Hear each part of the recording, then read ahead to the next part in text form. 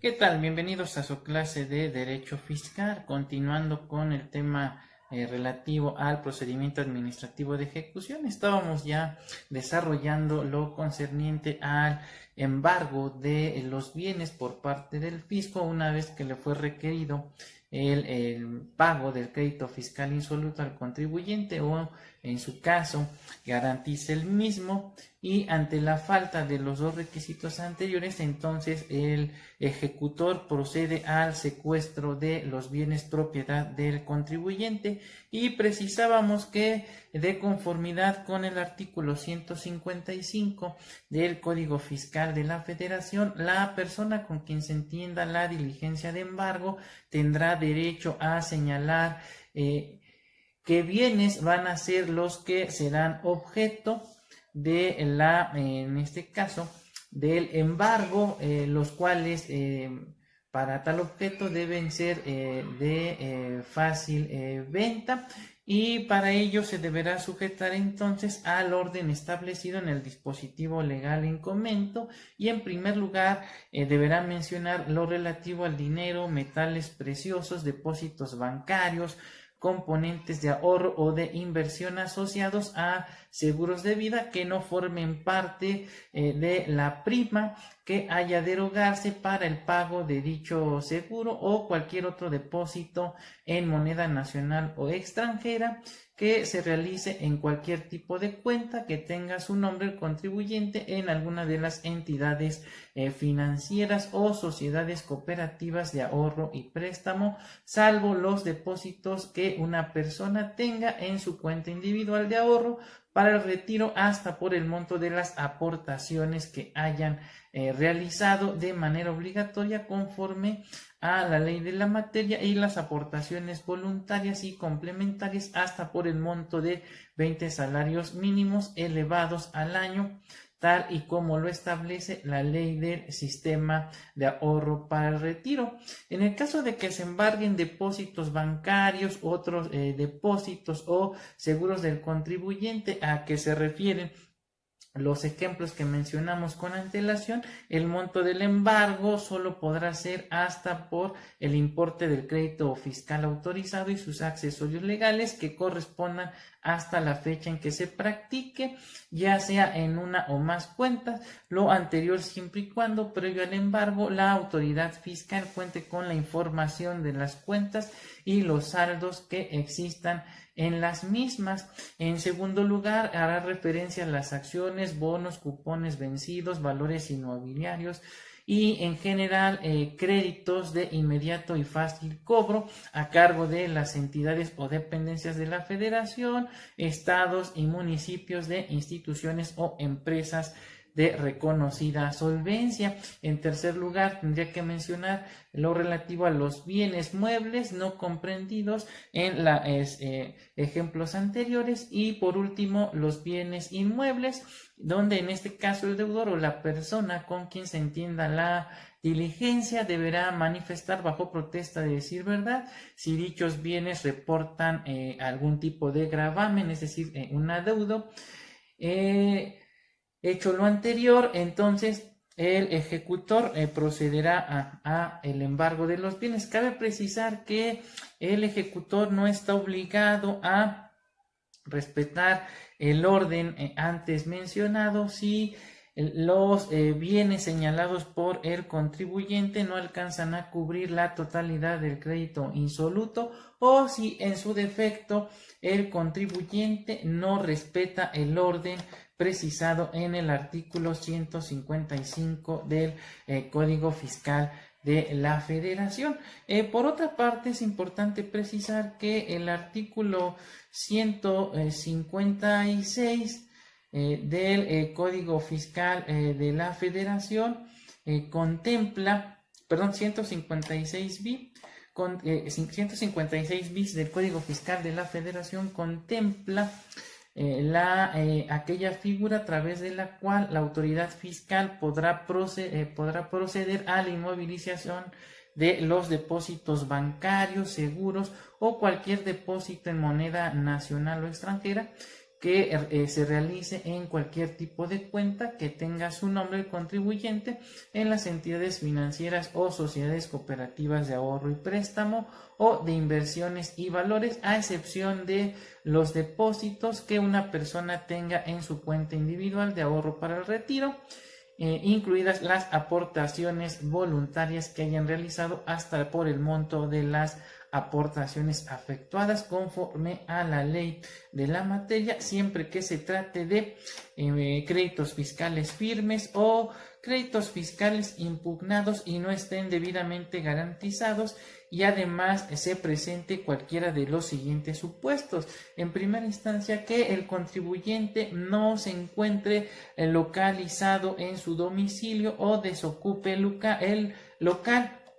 donde tenga su domicilio fiscal, desde luego sin presentar aviso de dicho cambio al Registro Federal de Contribuyentes. En segundo lugar, cuando no esté debidamente asegurado el interés fiscal por resultar insuficiente la garantía. La tercera hipótesis es cuando la garantía ofrecida sea insuficiente y el contribuyente no haya efectuado la ampliación requerida por la autoridad. Y una cuarta hipótesis es cuando se hubiera realizado el embargo de los bienes cuyo valor sea insuficiente para satisfacer el interés fiscal o se desconozca el valor de los mismos. Es importante precisar que, de conformidad con lo dispuesto por el artículo 157 del Código Fiscal de la Federación, quedan exceptuados del embargo el hecho cotidiano y los vestidos del deudor, así como de sus familiares,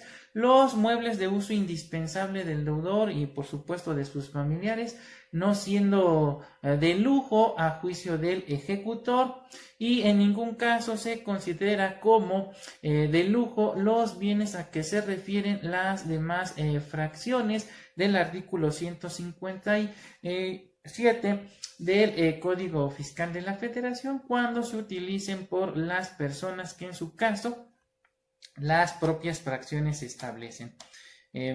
Tampoco podrán ser objetos de embargo los libros, instrumentos, útiles, mobiliario indispensable para el ejercicio de la profesión, arte u oficio a que se dedique el contribuyente que debe el crédito fiscal. Tampoco podrán ser objeto de embargo las maquinarias, enseres o semovientes de las negociaciones en cuanto fueren necesarios para su actividad ordinaria a juicio del ejecutor, pero podrán ser objeto de embargo con la negociación en su totalidad si a ella están destinados. Tampoco podrán ser objeto de embargo las armas, vehículos y caballos que los militares en servicio deban usar conforme a las leyes, ni tampoco los granos mientras estos no hayan sido cosechados, pero no los derechos sobre las siembras. Tampoco será objeto el derecho de usufructo, pero no los frutos de este. Tampoco serán objeto de embargo el derecho de uso o de habitación, el patrimonio de la familia en los términos que establezca obviamente la legislación civil, y desde luego siempre y cuando se encuentre inscrito en el registro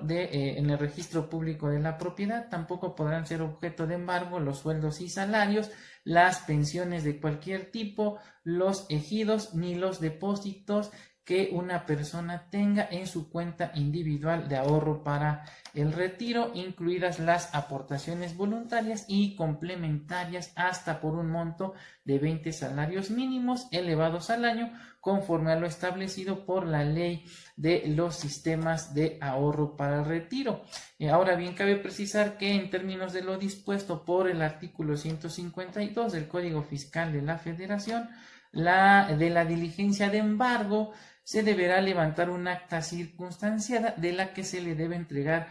copia a la persona con quien se entienda dicha diligencia, y desde luego se notificará al propietario de los bienes a través del buzón tributario. Los requisitos que debe contener dicha acta de embargo son los siguientes: el nombre de la persona en contra de quien se realiza, el domicilio donde se llevó a cabo, la causa legal por la que se inició el procedimiento administrativo de ejecución, el importe del crédito fiscal en cantidad líquida, la firma autógrafa o electrónica de la autoridad competente para emitirla. Debe señalar los bienes embargados, las personas autorizadas para llevar a cabo el embargo, los testigos que intervinieron en la diligencia. Asimismo, se debe señalar el valor de los bienes embargados y señalar que se le dio la oportunidad al contribuyente de señalar cuáles son los bienes que serían objeto del embargo. La diligencia de embargo deberá cumplir con las mismas formalidades que señala el Código Fiscal por cuanto hace a las notificaciones, por lo que deberá contener por lo menos los siguientes requisitos: la autoridad que ordena el embargo y secuestro de los bienes, el lugar y fecha de su ejecución, los datos precisos del contribuyente o terceros a los que se practica el embargo, los datos del crédito fiscal insoluto determinado en cantidad líquida, más sus accesorios, la debida fundamentación y motivación del por qué se inició el procedimiento administrativo de ejecución, los bienes embargados, la designación del ejecutor o ejecutores designados para llevar a cabo dicha diligencia, la autorización de ser necesario del uso de la fuerza pública o el rompimiento de cerraduras para el caso de que haya resistencia por parte del contribuyente sujeto del embargo, los nombres y las firmas de los testigos señalados por la persona con quien se entendió la diligencia de embargo y, ante su negativa, los que disponga la autoridad fiscal o, en su caso, la constancia de que estos se negaron a firmar la diligencia, el valor de los bienes embargados, el señalamiento que se dio al particular de la oportunidad de señalar los bienes que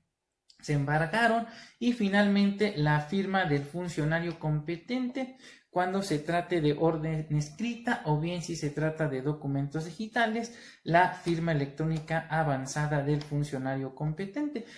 Por último, si al designarse bienes para el embargo se opusiere un tercero fundándose en el dominio de ellos, no se practicará el embargo siempre y cuando se demuestre en el mismo acto la propiedad con prueba documental suficiente a juicio del ejecutor. La resolución que se dicte para tales efectos tendrá un carácter provisional y deberá ser sometida a ratificación en todos los casos por la oficina ejecutora, a la que deberán allegarse los documentos exhibidos en el momento de la oposición.